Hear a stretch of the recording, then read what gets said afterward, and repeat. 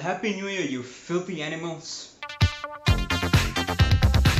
Wonder Woman 1984 is once again directed by Patty Jenkins and stars Gal Gadot,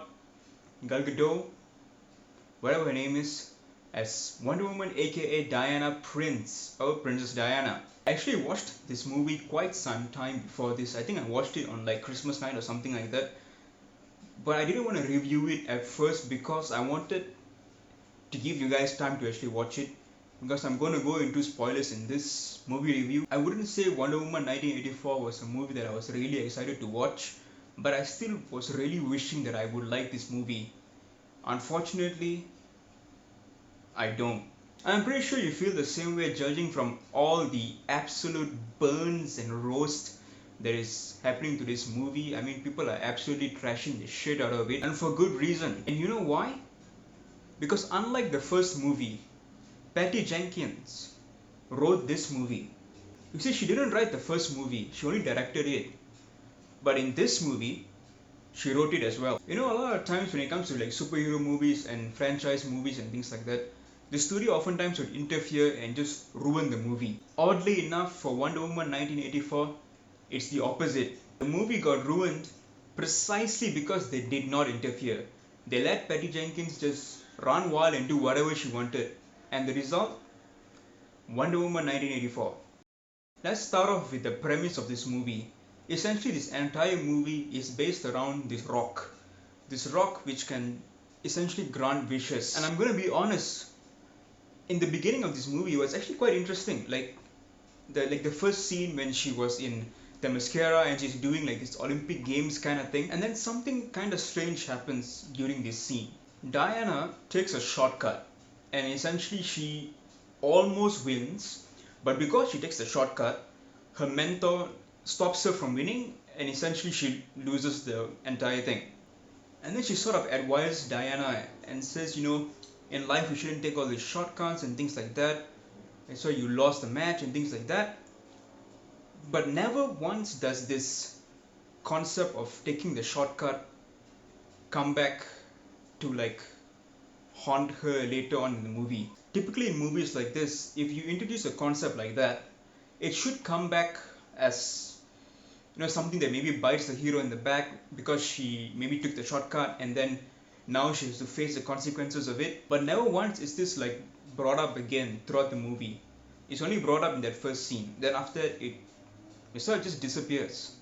The first like 20 minutes of the movie was actually quite interesting, right up to the point where Cheetah or Barbara gets introduced. Now, this is not to say that Barbara is like a bad character or anything like that. It's just that the story just dies. We get introduced to this rock that can grant wishes, and it's implied that Diana wishes for Steve to come back. But the weird thing is, Steve doesn't come back as Steve. He actually comes back as some other guy. It's just that his mind is in this other guy's body. And this guy is literally just credited as handsome guy. That's literally his credit in the movie. And what I don't understand is like, why did they choose to do that? Like there's insane like wishes being made in this movie. Nuclear weapons are appearing, wars that are dividing countries, but Steve can't just come back. Also, like the entire time they are showing Chris Pine as Steve. But in your head, you know that it's not Chris Pine, it's this other guy. So while they are like, you know, doing things together, you know what I mean? In your head, you just can't let go of the fact that this is not Chris Pine. This is not actually Steve. Are we all supposed to just forget about this? So as we find out more about this rock that can grant wishes, we find out that it doesn't just grant you a wish, it grants you a wish, but it takes something of value from you. So for Diana, that was her powers. Her powers will slowly dwindle away as Barbara actually gets stronger because she wishes that she was like Diana and she didn't know that Diana was Wonder Woman, and then of course eventually she finds out lah. If you watch the Spider-Man 2, the Sam Raimi one with Tobey Maguire, you know there's a part in the movie where he actually loses his powers because he's not sure of himself, he's insecure, and then he loses his powers. And then later on, when he regains his powers, there's this amazing action scene that happens. And not just any amazing action scene, one of the best action scenes in any superhero movie, period. We're slowing down. But in this movie, it's like, because she never really actually loses her powers, it just sort of gets weaker and weaker and weaker. You never really get that satisfying feeling of like oh my god, she's back.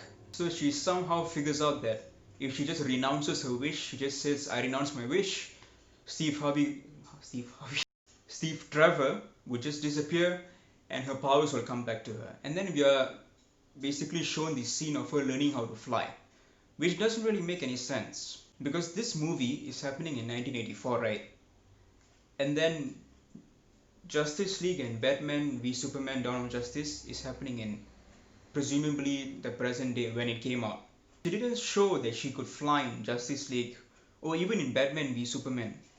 Like, it would have been useful if she flew, she just didn't. But in this movie, clearly she's flying. So then of course we have a typical third act fight scene that absolutely sucks. One of the big complaints for the first Wonder Woman was that even though it's a good movie, the last part, the last scene, the big epic fight at the end was completely, well, terrible. This movie takes that terrible ending just up to 11. The entire scene is just so dark, and obviously they did it because they wanted to hide the CGI. And oh my god, Cheetah, like, you could tell even the people who made this movie knew that her design just sucked.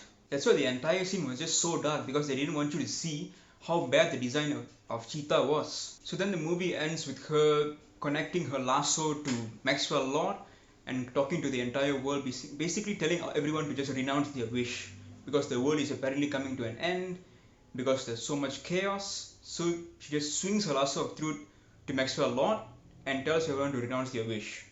Like, for you guys who don't read comics, that's not how her lasso works. It's called the lasso of truth, not the lasso of I can tell anybody to do whatever they want.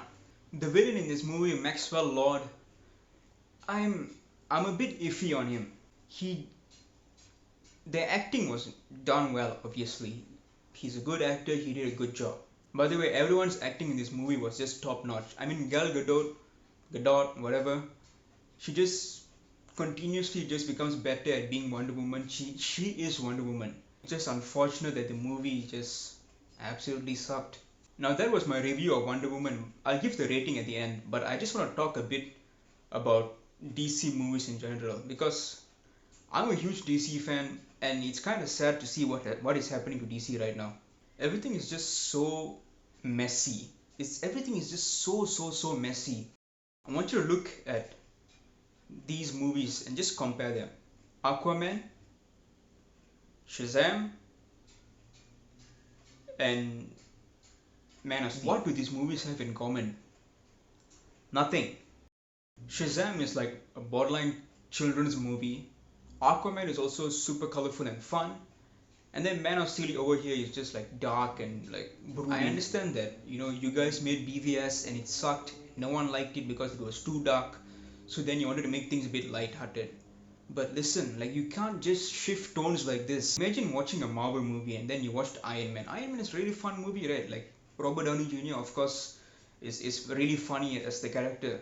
And then all of a sudden when you watch Captain America, everything is super serious and everything is like this. There's no humor in it at all. Obviously, it would be strange to watch, right? Because when those two characters then appear in the same movie, it doesn't really make any sense. Because the two movies that they soloed in were so different from one another. That's what we're seeing in this whole DC universe. Man of Steel was dark and brooding. And then you have Justice League, which is just absolute shit, but they tried to make it funny and it just didn't work. Everyone at DC just needs to stop making movies and figure out what you actually want to do. This is something Marvel they have just really nailed it lah. There are deleted scenes from the first Iron Man, which is arguably the first MCU movie, where they reference Spider-Man, they reference X-Men. As if gamma accidents, radioactive bug bites, and assorted mutants weren't enough. I have to deal with a spoiled brat who doesn't play well with others and wants to keep all his toys to himself. Who the hell are you? Nick Fury, director of S.H.I.E.L.D. I'm here to talk to you about the Avenger Initiative. they didn't even own the rights to these characters and they're already referencing them because building, that's what they're doing. They're building. DC don't care. Want to build anything? No, just want to make money. That's all. And then now we have Robert Pattinson doing his own thing as Batman. We don't know where that's going to lead to.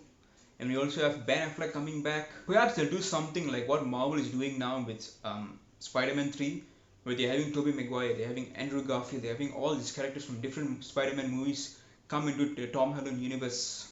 So maybe they'll do something like that. Maybe they'll explain it away with Flashpoint. But then again, it wouldn't be like, oh wow, they are doing this. It would be like, oh, they're just cleaning up their mess. If I was in control of DC, this is what I would do. I would start off by doing a Batman movie. And then I would do a Wonder Woman movie. But the Wonder Woman movie would end with her going back to Themyscira. And she would just stay there. And then I would introduce Superman. And then have a Flash movie. And then there'll be a Justice League movie. And the Justice League movie would introduce Martian Manhunter and Green Lantern. For you guys who don't know, Green Lanterns are basically like space cops. So if there was some sort of like universal threat, you know, that came in the form of like some alien villain, Green Lantern would be there. That alien threat would then destroy Mars, which would then cause Martian Manhunter to come to Earth to prevent that from happening to Earth. And that would be their first team up between Batman, Superman, Wonder Woman, Martian Manhunter and Green Lantern and Flash. I don't know if it would work, but you know, who am I to say that? I'm just some guy making movie reviews. Wonder Woman 1984 gets a C+. So Wonder Woman 1984, have you watched it? Do you intend on watching it? Comment down below, like and subscribe. You know the drill. Ciao.